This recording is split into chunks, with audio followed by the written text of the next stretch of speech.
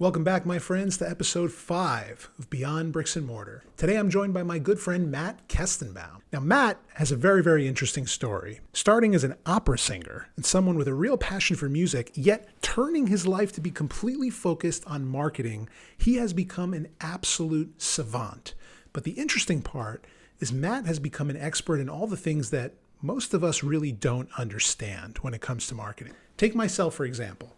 I focus deeply on the content and the visual elements of everything I do, but Matt focuses on how many eyes can actually reach that content. He uses phrases like threading the needle and taking more bites of the apple, extracting as much value from every piece of content we create. He works with tremendous clients in the hospitality space, in the political space, and his sphere of influence is vast. Having been one of the early members of Thrillist, moving on to developing his own algorithm, and then selling that algorithm, and now opening a highly successful private practice. I want all of you to watch and listen closely because there's a tremendous amount of value to extract from this one. So without further ado, Matt Kestenbaum. Cool. How are you? I'm good. How are you? I'm good. I'm glad we're doing this. I know we've only been friends for a short period of time, but it feels like we've known each other for years. I know. I think we have. Somehow. Yeah, somehow. When I first saw you, I was like, I know this fucking guy. I met him somewhere. We spent time together. I thought maybe we went to the same school or something and didn't even realize. I mean, we grew up in the same place. So. Yeah, for the most part. Yeah. You know my extended family. Yeah. So what's doing in your world? Did a lot, man. I got engaged. That's been fun. Congratulations. Thank you. Work-wise, just hustling, man. Just doing a lot of projects and pulling threads so I find the next big thing. Pulling threads. I like that. Yeah. Well, tell me a little bit about your world and what you do, what you focus on, because I find that it's a little confusing. I think like it's very clear that you're a savant as it relates to marketing, and more so understanding how to bring the attention to whatever the product is, to whatever the thing is, the subject matter is. I feel like, I'm more of a content person. You almost fill in the gaps of everything I don't know, and probably what majority of the audience does not know. So it's almost like the first question I want to ask you is, what are we all doing wrong? Where are we fucking all this up? Well, I think it's a difficult question to answer, right? I specialize in two things. First is revenue. I figure out where the money is, most of the time under couch cushions somewhere. And the way I access that revenue is through the consumer. So I'm obsessed with where the consumer is, what makes them make the choices that they make, and what drives them. And so I become obsessed with, no matter where I'm working or who I'm working with, figuring out where that consumer is, what they want, what they need, and how to get them to go down funnel. Through a purchase is what I specialize in. Yeah. Does that make sense? Yeah, a little bit. Yeah. So where did that come from? Like, what qualified you to become an expert in this field? God, I don't know. You started Thrillist, right? I started Thrillist, and I built my career there, right? When I started, there was 35 people hustling. Nobody knew the brand. It was literally nothing. And we worked really hard with an incredible group of people to grow it into a massive lifestyle brand, the number one experience brand for millennials and Gen Z, if I remember that marketing term correctly. Oh, that's a good one. And it took a lot to get there. And when I left, we were really on top, and we had grown into 5 different companies, each one specializing in different lifestyle passion points. And so over that time, I started to really figure out what consumers wanted and how to give them what they wanted and more of what they wanted. Right. And what was there like a particular area that you focused in? I know you mentioned that you did some stuff in hospitality, but was that the core main focus? For Thrillist, the core of that brand, and we went through a lot of different iterations. We were in the food and drink space for a while, but the number one thing that we excelled at was we lived in the travel space, right? Our consumers were coming to us every day dreaming of where to go next or what to do next, and we provided them with real recommendations that they could act on in that moment. So actionable recommendations became something that I said a lot. Mm-hmm. And so we started to really focus in on where are these consumers, where do they want to go, where are they from, where do they want to go, what do they want to spend, what kind of brands they align with, what kind of vacations do they want to have, dream and regular. And so, And that's as it relates to a specific client, if you will. So an example is a restaurant or a hotel that's just trying to increase foot traffic. yeah, so we got to be on both sides, right? We were, and actually three sides. We were on the merchant side, so partnering with restaurants, hotel groups, hotels, small boutique hotels, all the way up to the Hiltons and the Marriotts of the world. Wow. So you really went up like the big corporate Yeah, brands. And each, different, very different on both sides. But we were also working with the consumer. So we were writing about these really great places that we believed in, connecting with the consumer and telling them in a way that was digestible and would allow them to like really, act on our recommendations. And then the other side was on the advertising side, which was our core business for a very long time. Partnering with brands, partnering with hotels.com, partnering with Marriott, partnering with Jeep, everything under the sun, and figuring out how to align these things so that we're giving the consumer what they want, talking about a product that they believe in, and inspiring them to take action. Wow. And did this what you do, did it include also the content side of it? Absolutely. Content is the core vehicle for our business, both written, video, social, email, which was kind of how Thrillist started. Yeah. And where did you find your passion and all this? Well, how'd you fall into it? Oh God, it's a great story. Well, that's what we're here for, baby. I'm here to ask the questions. You're here to tell the great stories. Cool. So taking it back a little bit, I went to college to be an opera singer. That's what I wanted out of my life. An opera singer. Yeah. All right, give us a few bars. It's a crazy, crazy story. And kind of feels like a different life now, but I was thrown into the world of opera. I was studying music and I loved it. And I went to college literally following a teacher that was the best of for my voice type. And pretty quickly I realized that I loved the study of music. I loved the study of language, but I didn't want to be an opera singer. Right. And so when I was in my junior year of college,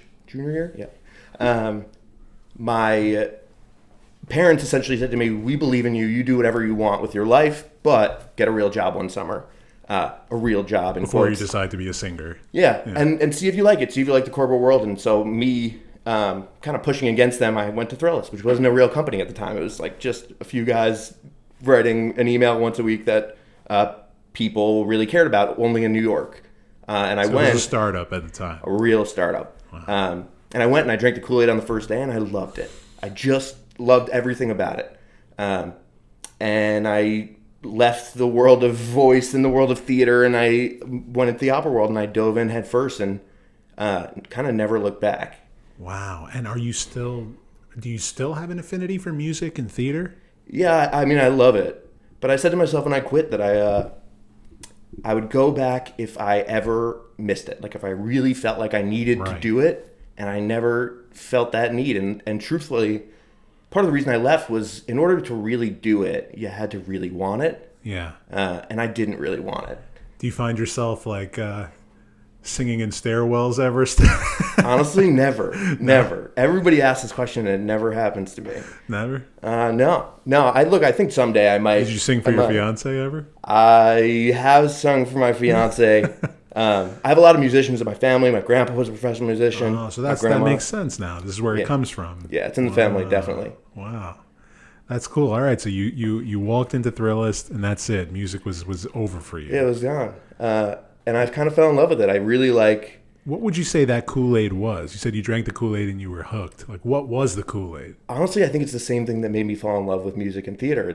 It's human connection, understanding why consumers or people in that world do the things that they do. So like when you're studying for a show, when you're in a show, Broadway show, you're studying the character, how they exist in the world, how they connect to other people, getting a deep understanding of who this person is and why they do what they do. So that when you're making choices on stage, they're authentic, right? And so it's the same thing when you go into media and you're talking about how are you going to create content that people care about, that people believe in, that people want to read and engage in all day, every day. It's the same concept. It's just a different medium. Right. So that's kind of the through line of my career is understanding people and why they do what they do. I'm obsessed with Yeah, it's so interesting because it really is like, tapping into emotion, tapping into the heart. It's something that music does, but it's something that marketing does too. Like if you can touch the heart, that's a really like limitless place to go. Yeah. I think that's also why I love selling homes. Every home tells a story. And like I always say that the selling homes business is vastly different from the real estate business because, in commercial real estate, we make decisions based on intellect, based on numbers. But in residential real estate, we make a decision emotionally. Most of the time, we make a decision with the heart. So it's like, we all, like every seller in New York City wants to find that one buyer who will overpay. But the truth is, it's the buyer that walks in and falls in love. That's the one who pays the premium. And sees their life in a space. Exactly. And that's why I'm also obsessed with the world of hospitality, because hospitality is also about tapping into people and calibrating with people's emotions and, helping people feel seen and heard. I think that's tremendous. And doing that on the surface or through marketing is just as important as the in-person experience. So you say you went deep in the hospitality space in restaurants and hotels. And the way I see it is that there's so many restaurants and so many hotels across the world that just offer these incredible life-changing experiences, but nobody really knows about them because they just don't understand how to tell the story or how to get people to see the story.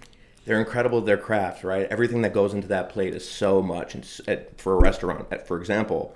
But they are so concentrated on creating a good product that they have no idea how to market that product. Right, and the product on the surface is like the experience on the surface is pretty much just as important as the experience in person. Like like when someone we majority of us in America, or at least in the higher end travel sphere, we work with travel agents, right? So the process of going through a travel agent is you tell them I want to go to Santorini. And they give you, let's say, 4 or 5 links of hotels based on your budget. This is where you can go.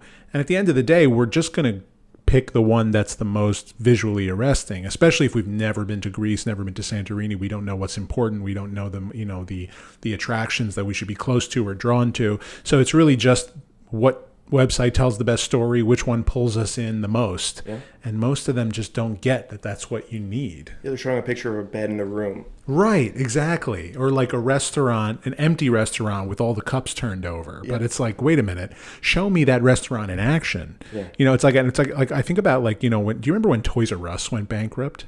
Of course. So I think about how their marketing was all about the toys, right? But I don't need to go to Toys R Us to buy toys. That's not what's going to pull me through the door. But if you maybe show me the reaction on a child's face when they walk into Toys R Us and see a massive dinosaur, maybe that's what will pull me through the door and want to give my children the same experience. Like that's what it is, I think. That's missing in a lot of this. You're imagining your life in a space. The same thing, right? At a restaurant, with the cups turned over, you can't see your life in that space. No. Even your life in just that moment. When you walk into, you're talking about Toys R Us, seeing the look on that child's face, you're imagining your life, your child, with that look on their face and thinking, I have to go to Toys R Us, give them that experience. Right.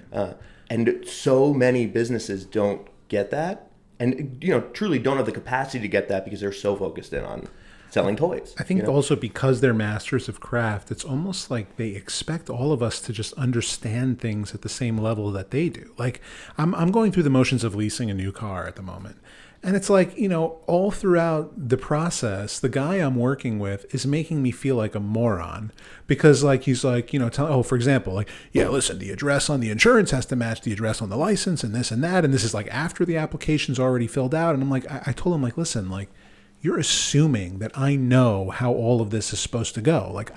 I'm not in the car business. I don't understand how this works. And you're not really doing a very good job of explaining it to me.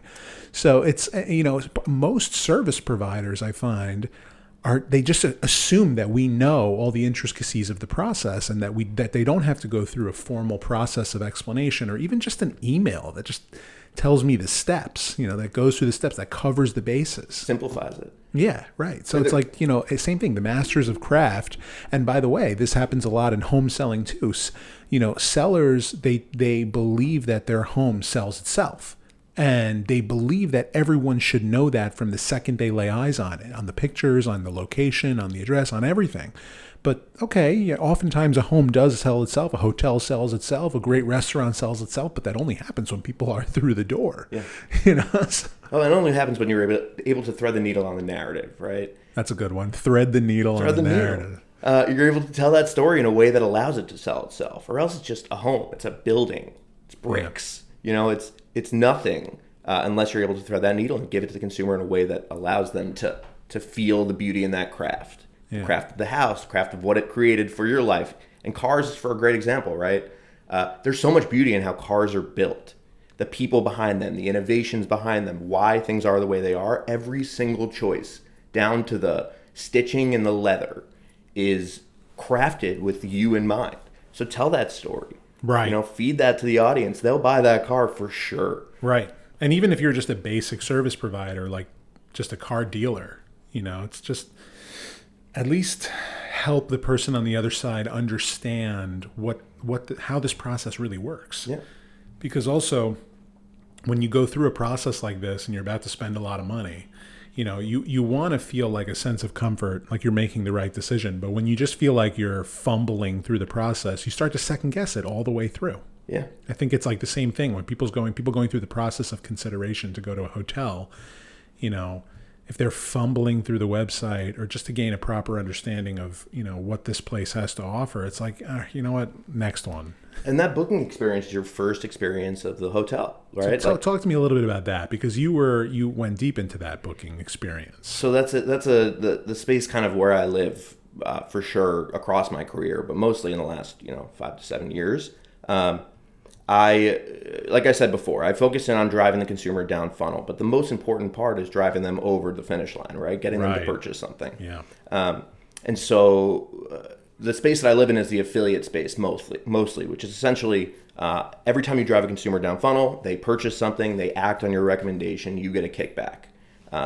So a good example is, at Thrillist, we were working with Airbnb. We realized that we were driving an insane amount of bookings on Airbnb, and we weren't monetizing it at all. Every once in a while we'd get an ad campaign with Airbnb, but like really truly every single day, thousands of people were booking Airbnbs through us. So when we realized that we could get a kickback, and even if it's a couple dollars times 1,000 every day is a lot of money. Yeah, It changed for our sure. business. Sure. And it allowed us to get a really close relationship with Airbnb and grow really cool content programs and really incredible content that drove the consumer to take action and to really dive into the Airbnb experience. Is that just kind of like changing, because I've seen this on Airbnb too. You have lots of people who market Airbnbs the way you would just market like your average apartment rental, like just pictures of the rooms, pictures of the view, but nothing that really taps into the experience of being in the place itself. So can you give me an example of how would the advisory process, how did your process work with various Airbnb hosts? Well, so we weren't at the time working directly with Airbnb hosts. We were working with Airbnb via an affiliate platform called Skimlinks. Okay. But the idea was essentially, we started with just writing about high-level Airbnbs, best Airbnbs in upstate New York, best beach Airbnbs in Florida, best of lists and similar. And then we dive deep into specific categories. So I began to study the data and understanding what the consumers were booking and why.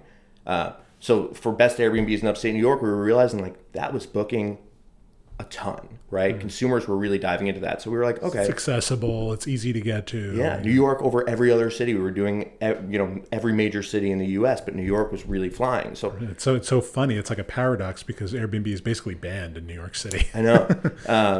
But consumers in New York City are always looking for a way to get out of the city. Yeah. And so when we started to create more content around Airbnbs in upstate New York, Airbnbs towards the beach, Airbnbs, outside of the city, where you get that real feel of leaving the city and having a really special experience that left you refreshed and ready to head back to the hustle.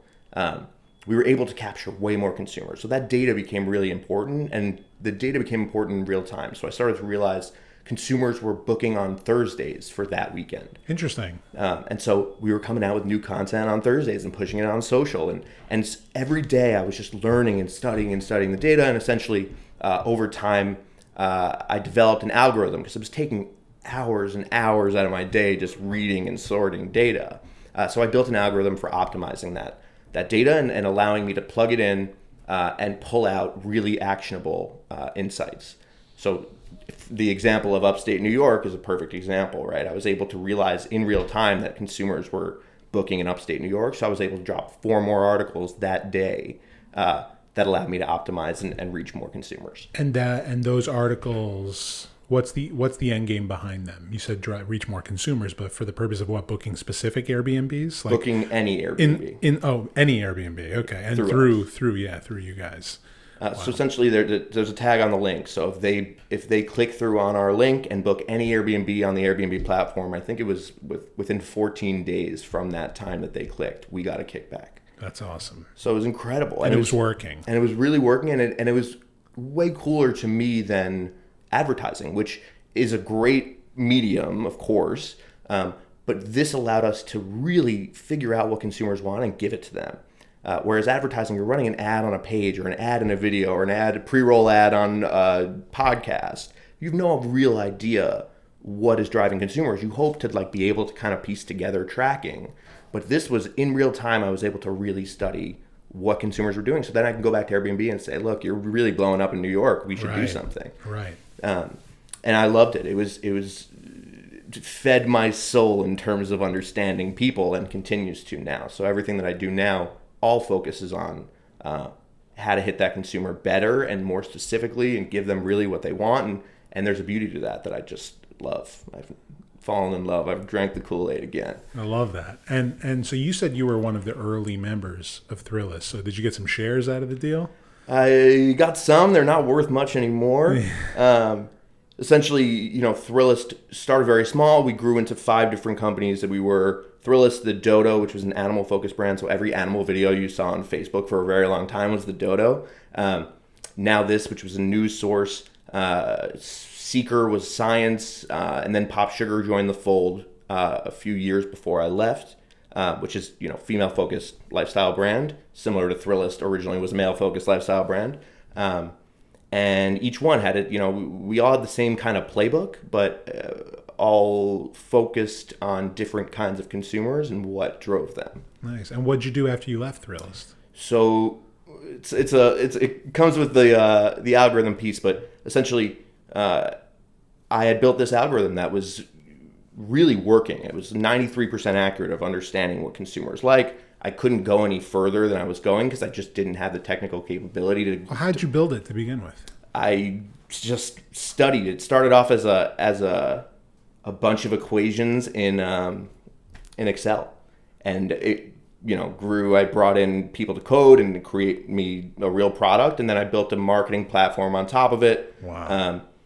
And essentially the idea was just go out there and find publishers like Thrillist. And merchants on the other side like Airbnb and provide them with that service, allow them to have a real deep understanding of what their consumers were doing so that they can, make more choices that aligned with the consumer. And I had that for 2 years and brought on a team, and we were making way more money than we should have been making. But it was growing. It was the perfect time for the perfect product. Everybody wanted a piece of it, and I kind of realized that my time, it was the time to exit. So I passed it off to 2 people who really wanted to focus in on it for the rest of their careers and grow it into something really special. And I walked away. You sold it? Yeah. Well, what drove you to that decision? I mean, you really loved what you were doing. So why walk away? Was it just tension between the partners? I think it was more, I had seen it all the way through to my wildest dreams of what it would become.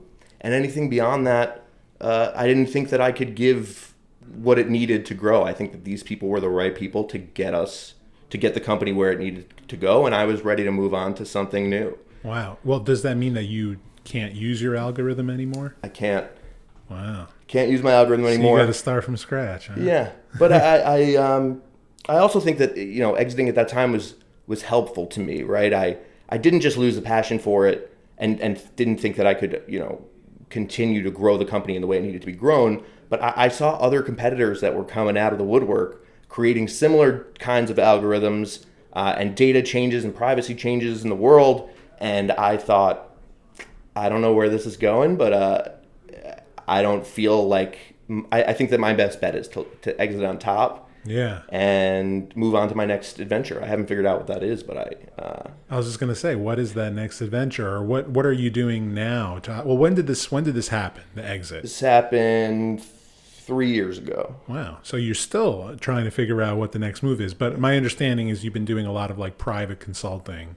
I have. So what is that? What's like the makeup of what you do now look like? So I have about 15 clients that I juggle at all times, and they range from government institutions all the way to like small merchants who are trying to break through on Amazon, and kind of everything in between. And I truly have no idea how these people find me or how I find them. It's just conversations lead to connections, and connections lead to conversations, and it just, the work keeps coming. And right now is a great time to be in the consulting business, simply because businesses are struggling and they need help, but they can't hire full-time help. And so they need highly specialized people that can hop in, do the job, and then walk away.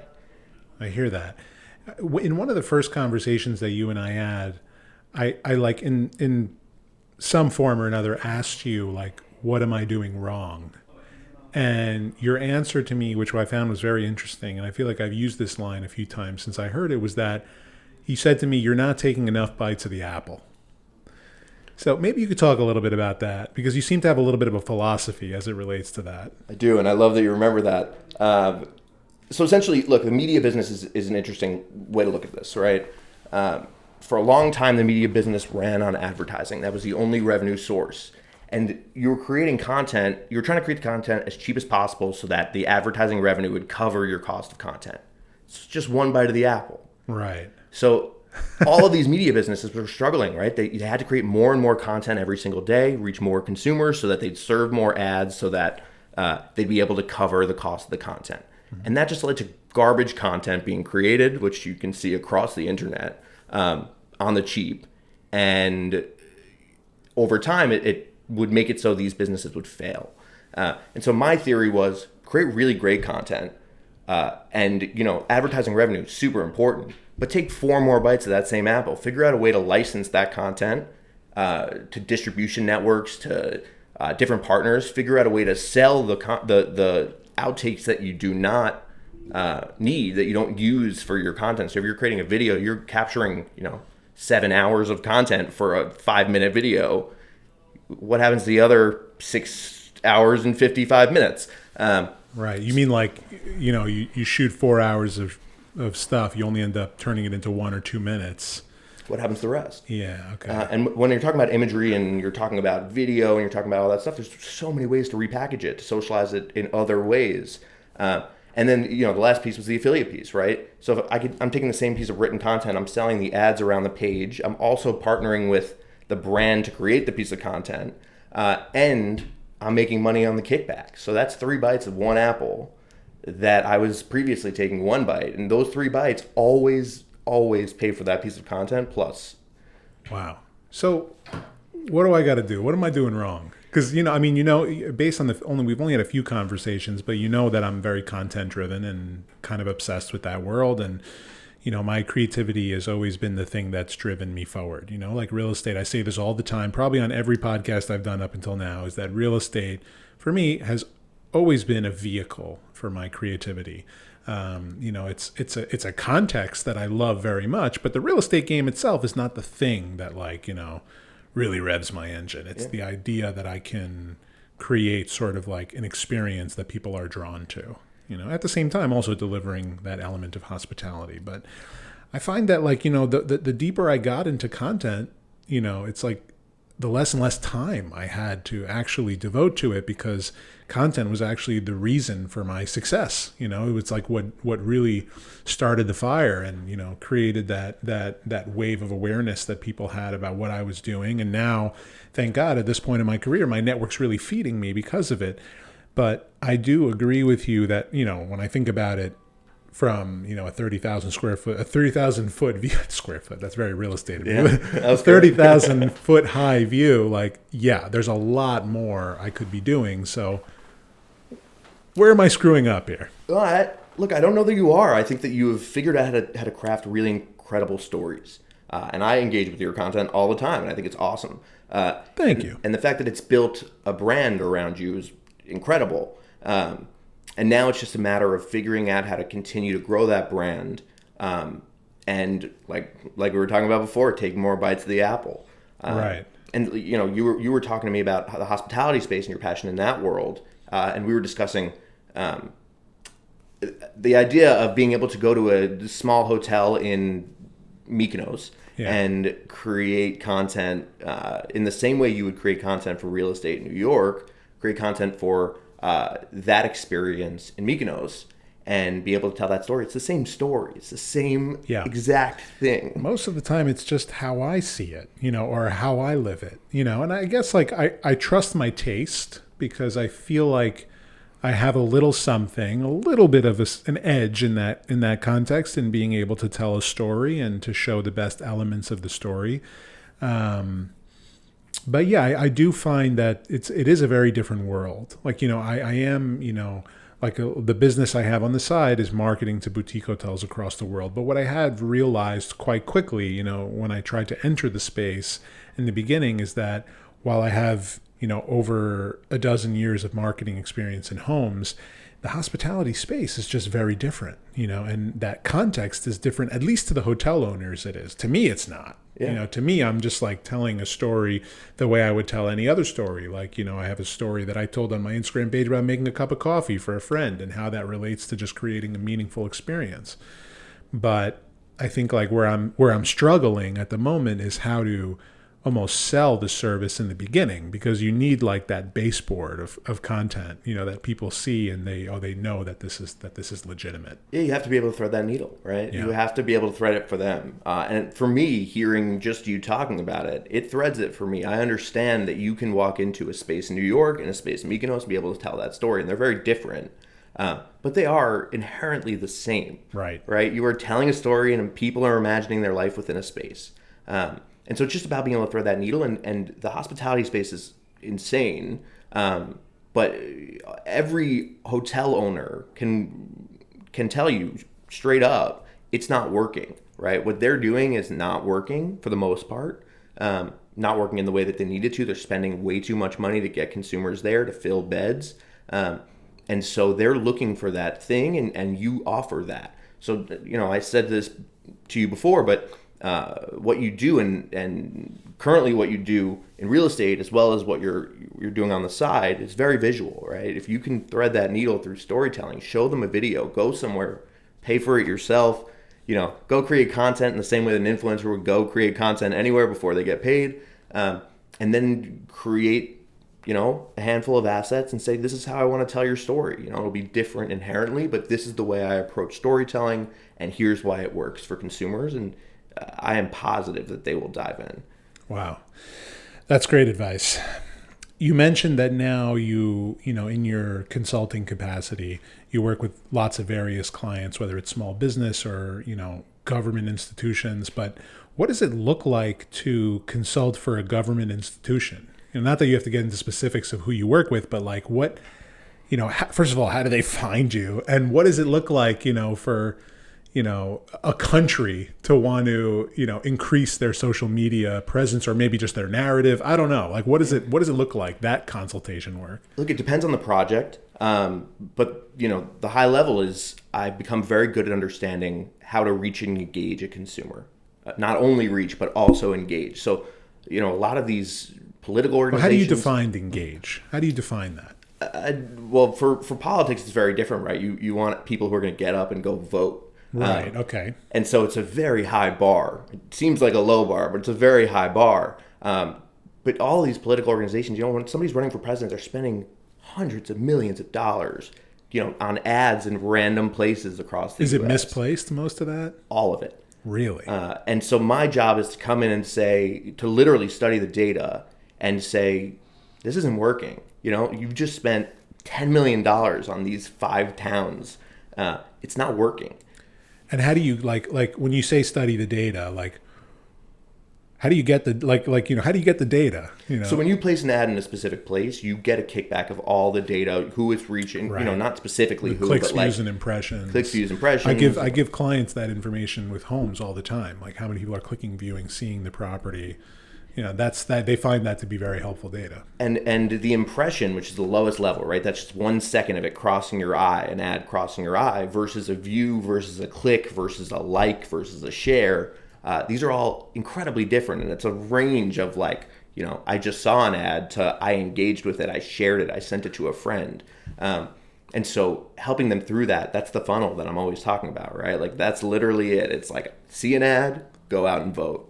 And it takes a lot to get a consumer down funnel, so you have to really understand how you're reaching them, what story you're telling them. People in the middle of the country don't want to hear the same thing that people in New York want to hear. It's just an inherently different story. So anybody who goes out with 5 ad placements, they're the same across the country, it's just not going to work. So does that mean you need to tell 50 different stories? Yeah. Wow. Or the same story in 50 different ways. You have to make it so you have to thread that it connects needle. with the local, yeah. Wow. Thread that needle so a consumer, the person on the other side can really connect to it and see their life within it. If I'm voting for someone, I want to be able to know that they are speaking my language. Yeah, you need to understand, what's important to them. Like the people in Ohio, the reason they vote is a lot different than the reason people in New York vote, or what their considerations are when they're going out to vote. Yeah, and look, same thing. Some of these politicians are really great at their craft. Some of them aren't, but some of them are really great at their craft, but they have no idea how to reach and engage the right consumers. So getting somebody to come in and really look at that data impartially and tell you the absolute truth, it's really valuable to them. And there are a lot of companies out there that would go in there and be like, you're doing really great, give us more money so we can keep placing ads. And that's just not the game I play. I come in and say, I don't need your money. Let me go into your data, figure out what's working and what's not, and I'll tell you the truth. I'm going to sit here in my hat and I'm going to tell you exactly what's wrong. And I go in there and I say, all of this is wrong and you're doing one thing right, and that's this. And people appreciate my candor in those situations. Yeah. And you let me know if you can't answer this question, but are there any politicians that stand out to you in your experience that are exceptional marketers, that are good marketers, or ones that are really terrible? There's a lot to be said about someone like AOC that's been able to really thread the needle on the liberal side and connect with that audience in a really compelling way. On the other side of the coin, so is Trump is a brilliant marketer. Is Trump. He's probably one of the best marketers of our generation. He's an incredible marketer. And the language that he's speaking reaches the exact audience that he wants to. And, sometimes alienates others, but he's not... You can't make everybody happy. And he's not worried about making everybody happy. He's worried about making a select group of people who are really passionate very happy. And it works, right? He's focusing in on an audience and he's threading that needle for them. They all feel disenfranchised, and he is literally going right to them and saying, I am your hero. I will help you not feel disenfranchised. He's brilliant, and his team is brilliant in how they do it. Scary, brilliant. And it's scary also to think that, sometimes the story you're being told isn't the actual story. And that's across all politicians. Yeah. All politicians are just telling you what you want to hear. Well, we're living in probably the most corrupt time ever, in politics. But, what are you going to do? But it's an incredible space, right? It's really interesting to think about why people go out and vote. What are the things, the table issues that they think about that are going to make them vote, right? Gas prices. People go out and vote for gas prices. They care about what's happening around their family table, and that's so interesting. And how do you discover that? Is that in the data? It's absolutely in the data.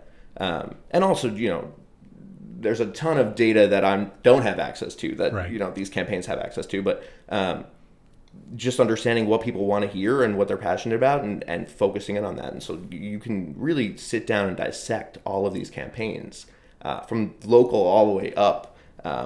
And understand why, and think about why they are saying the thing that they are saying. And they're really, really careful. And, Trump is a bad example because he's not really careful. Right. But, in a very real sense, he also is very careful. It just seems like he's a little...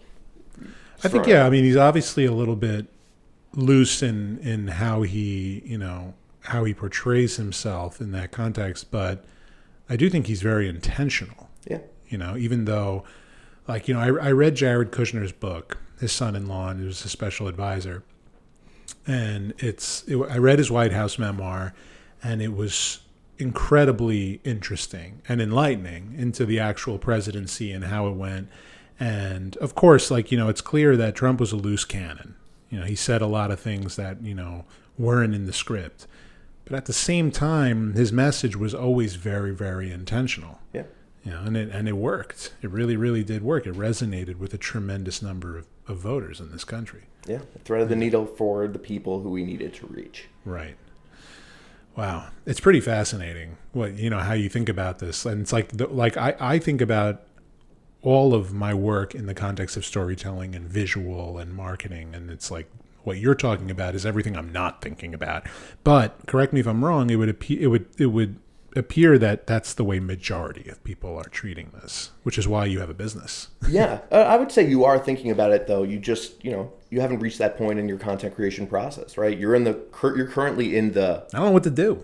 You're in the creation process, but you're thinking about what people want, right? Like you're creating content, I believe, tell me if I'm wrong, that you think people want to engage with. And I'm sure that you're sitting there going, all right, this video got 1,000 views, but this one got 10,000. Why? Right. And those are the right questions to be asking. It took me 10 years to get to the point where I was asking the question, like, let me see all the data so that I can dig into it and figure out exactly what they want. But the right place to start is just to create content that people love and you think is great. And you're doing that for sure. We're going to have to sit down and go through some data. Done. We're going to have to do that. Wow. Can you share a story of maybe a particular client that you made an impact with that you're particularly proud of?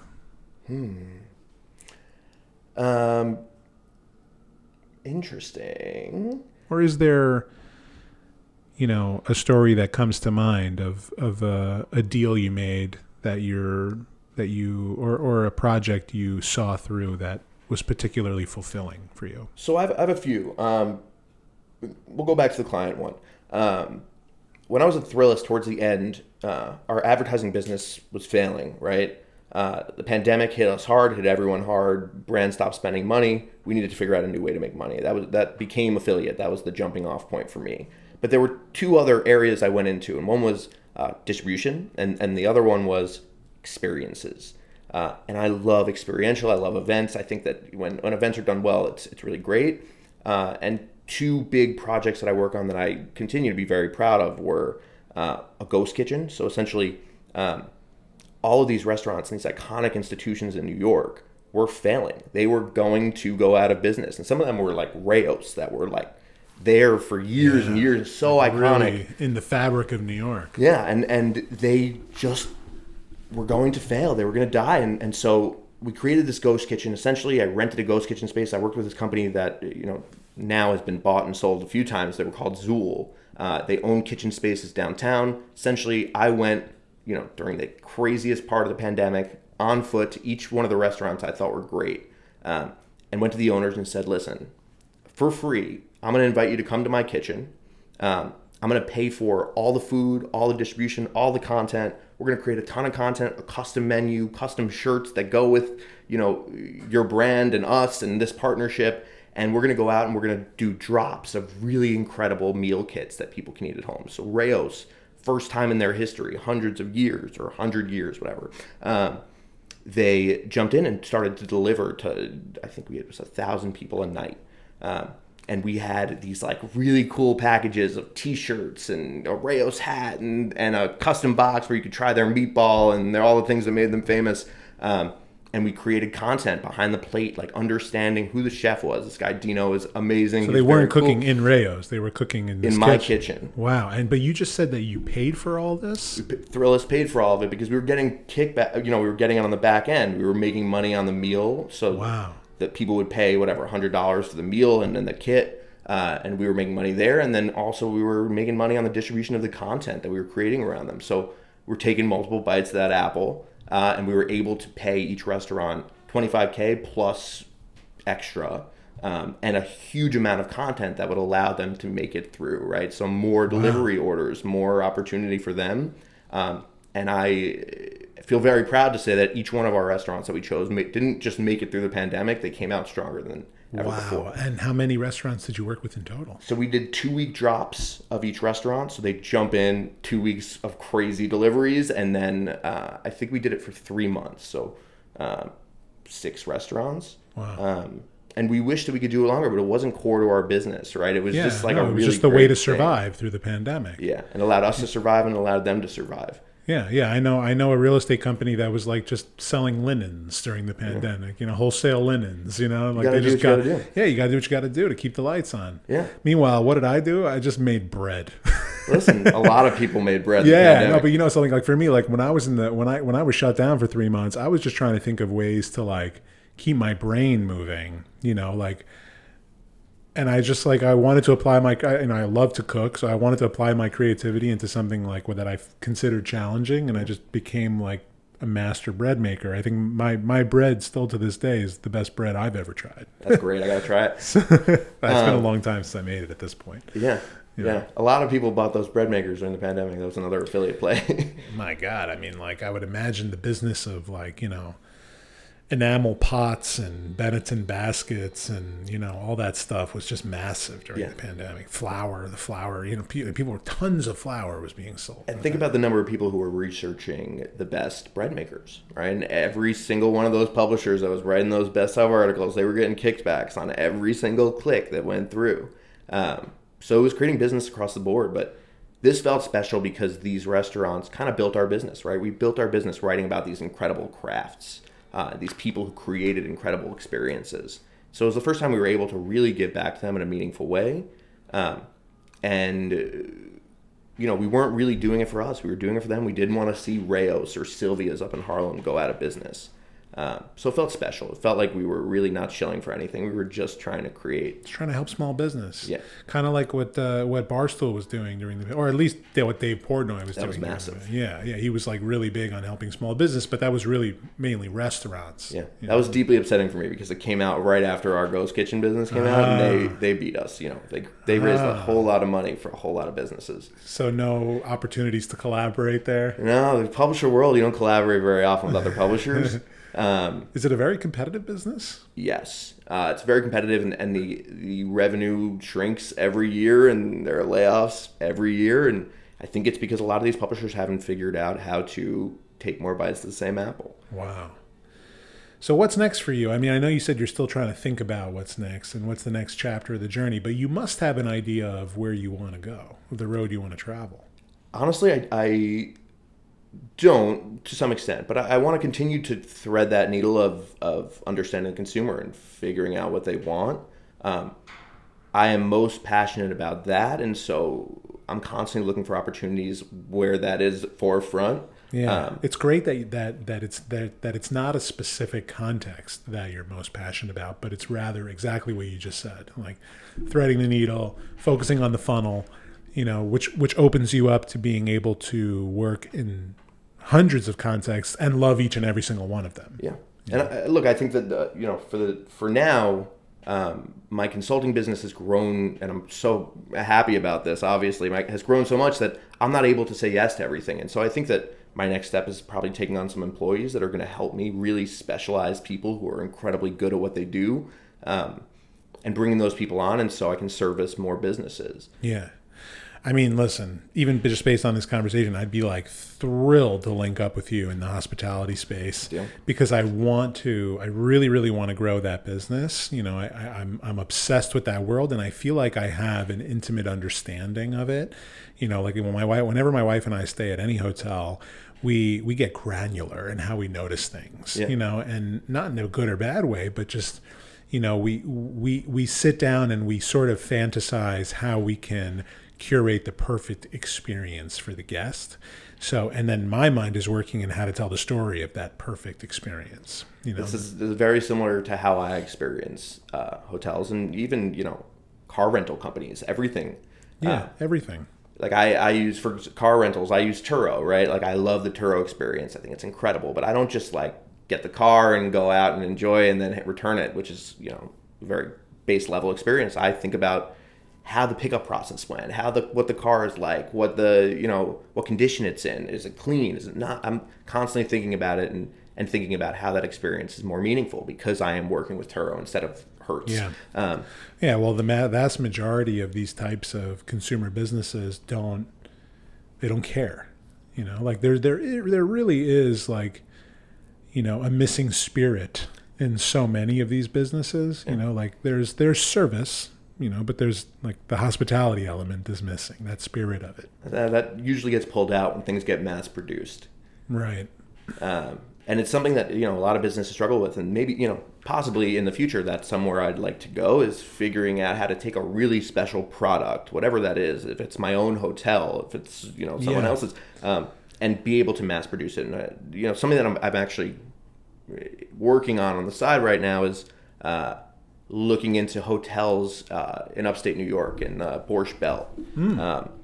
I think that, my grandparents met at a hotel in the Borscht Belt. My grandpa was a band leader. All the Jews in New York used to go up to the Borscht Belt and have that experience.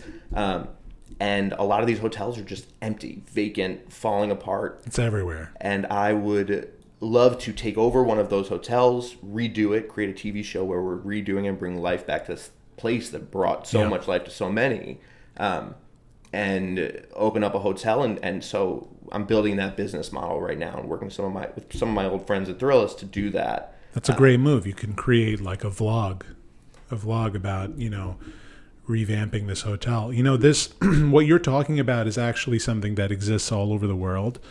In Italy and France, especially in France, there are like abandoned chateaus all over the place. Places where you can come in, take over, and the country will actually incentivize you to do that.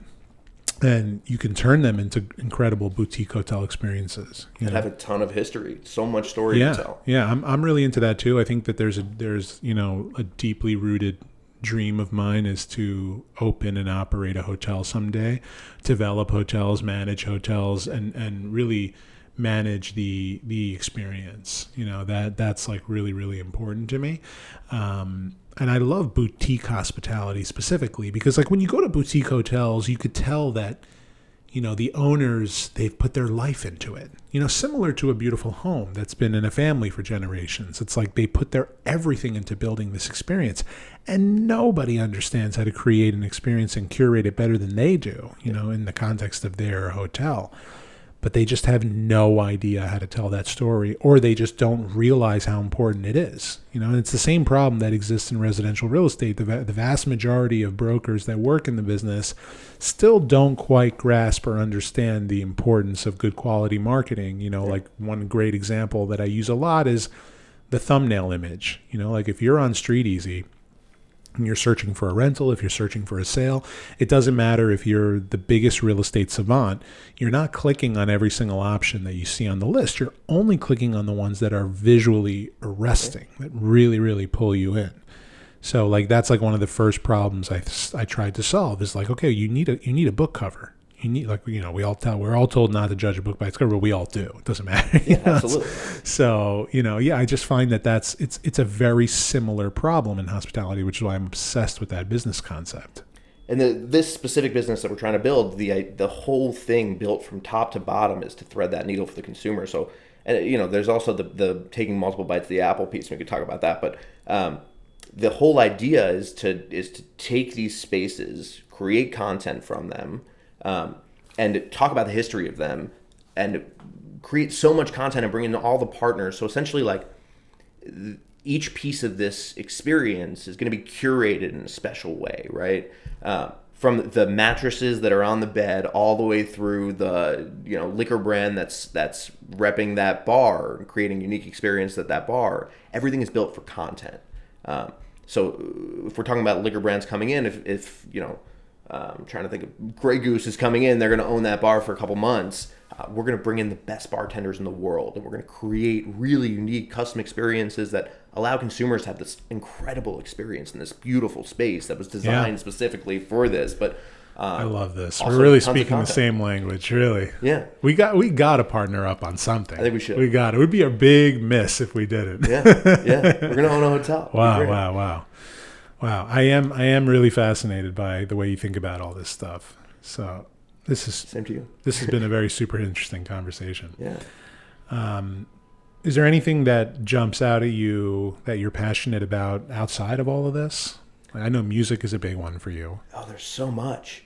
Truly, so much. And is there also, and with that, that same thing that you love and passionate about, is it stumbling in what you're talking about, in what you specialize in, you know? I think that my biggest strength as well as my biggest weakness is I lead with passion, right? If I'm going into something, The same way. I need to be obsessed with it, right? I just need to like dive all the way in. If I'm not in, I'm not in at all. But sometimes it's too much. Sometimes it takes me in 10 different directions, and it's very hard. And people can't follow what you're saying. Yeah, I'm going all the way in 15 different places, and it's hard to channel that obsession. Yeah. And so right now, the reason I haven't jumped into anything for 3 years is like, I've gotten obsessed with a couple things, but not enough to really believe that I can act and focus 100% of my time and love for one thing. Why does it have to be 100% of your time? It doesn't necessarily. You can have your hand in many things at once. You seem like, especially because you're data driven, that means you can process information really, really well. So, you know, you have 15 clients, right? How many people can juggle 15 clients? Oh, it's hard. Yeah, it's hard. Yeah. I don't sleep. Yeah, but you also at the same time, you spend a lot of time at home. You take your time in your days, I've noticed. Like, so you probably can take on more. I don't think you realize what you're capable of. Yeah. I think that, you know, starting off and kind of circling back to the beginning here, when I got into music, I learned very quickly that if I became obsessed with it, if I thought about it all the time, it was my core focus of my life, I'd become very good at it. And I did that, right? Like I was obsessed with music and studying music. Yeah. And I got good very fast. And then when I went into media, I became obsessed with media and understanding the consumer. And so I really feel it kind of needs 100% from me. I feel the same. Like, you know, like when I was making bread, my dad was like, you should sell this. You should sell it. What are you doing? This and that. And it's like, yeah, I mean, like I also, like I get really obsessive about things. Like I taught myself how to play guitar, like 12 years of my life. I like put into it. I became really, really good at it. And now the guitar sits under my bed. I haven't seen it in years. Yeah. You know, same thing with cooking and bread making and video making. You know, it's like making videos, doing this type of stuff, doing content. And actually, it's taken a lot for me to stay in it. Yeah. You know, for me to stay like, you know, engaged with it and want to keep going. And I think a part of that is because I just need to find the context in which I still, you know, want to keep going. Like, you know, but the truth is everyone tells me the same thing, like, is that I'm crazy for not going deeper into this world. Like, you know, it was my coach who told me that I'm crazy for not doing a podcast. Yeah. But it seems like you're trying to thread that needle for yourself, right? You're finding new ways to thread that obsession and connect to that deep part of you that needs the passion. And that's why you do so much. I've noticed you do a ton also. Yeah, it's hard, you know, it's definitely hard, but I'm always feeling like I could do more. Maybe we're both a little hard on ourselves, but yeah, no, the important thing is that I'm absolutely obsessed with what I do, and I certainly don't give up easy, and it's very difficult to build success in real estate. It's like, and I've used this analogy before, like when someone wants to convert to Judaism, the rabbi is supposed to like convince them not to, you know, and it's like when people come to me and they want to get into real estate, I'm like, listen, are you sure you want this? Like, are you sure you want to get hurt? Right. Yeah. Like you're going to take a beating. It's going to take years. It takes years to really build a good network of business that's going to feed you. And in my opinion, the only real way to do that is to do it according to the thing that you love. Like do it in parallel with the thing you love. Like there's a member of my team who has a dog treat business, you know, and she's trying to figure out how to really break into real estate. And I'm trying to help her understand that the way to break in is with your dog treat business. Yeah. It's by going onto the street, giving people free treat samples that also have your contact information in real estate, talking people up, making videos of you giving random dogs treats on the street. And that's how you're networking. That's how you're building a business. Like, you know, how many people walk their dogs in Central Park, I'm trying to tell her? Or I had another member of my team who's a comedian. And she's trying to figure out how to do more business in real estate and how to build more clients and do more of this. I'm like, and then I asked her, I'm like, well, when's the last time? First I asked her, I'm like, why'd you move to New York? She said, I moved to New York for comedy. I said, well, when's the last time you were on stage? She said, 2019. I was like, you should be on stage 3-4 times a week. Yeah. but I want to work in real estate. I want to be a real estate agent. Yeah, but this is how you're going to build your network. This is how people are going to notice you and realize what you do. Like, imagine at the end of every set, you just dropped a little, I sell homes in New York City or something, you know? So it's like, I really believe that because I built my success through my creativity, I genuinely believe that people need to do that. They need to build their success in parallel to the thing that they are most passionate about, that they love. That's what's going to be the gas in the engine. It's not going to be like, no one wants to push themselves to make 100 cold calls and to, get out on the street and canvas and do all the things that, real estate agents have to do in order to build it. But if you do it like your way, because there's so many real estate agents already. Same way there are so many travel agents and there are so many marketing consultants. And like, you have to do it in parallel to the thing that really drives you. Well, it's the gas in the engine for you, as well as the gas in the engine for others. And that's the piece that people are missing is truly, like you said, there's a million different real estate agents out there. So you need something that's going to pull you off the page, right? You need something that's inherently you. What's the reason why people are going to trust you? Well, the Dog Street business is an incredible place to start, right? You care about something. You're passionate about something. You're a real person trying to build something that is special. And so that's the access point. There are a million dog owners in New York that are right. It's one of the most popular dog owner cities there is. Yeah.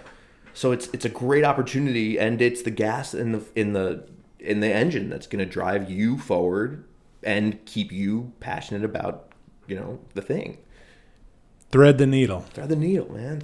Take many bites of the apple. Yeah. These are your signature Kestenbaum phrases. They are. They absolutely are. I love them. Forgive me if I use them all over town. Please. I'm using them. So. Wow. Well, this has been a very nice conversation. Should we end it with a little one? Sure. A little one? All right. Well, I have two options for you. I have 115 proof bourbon.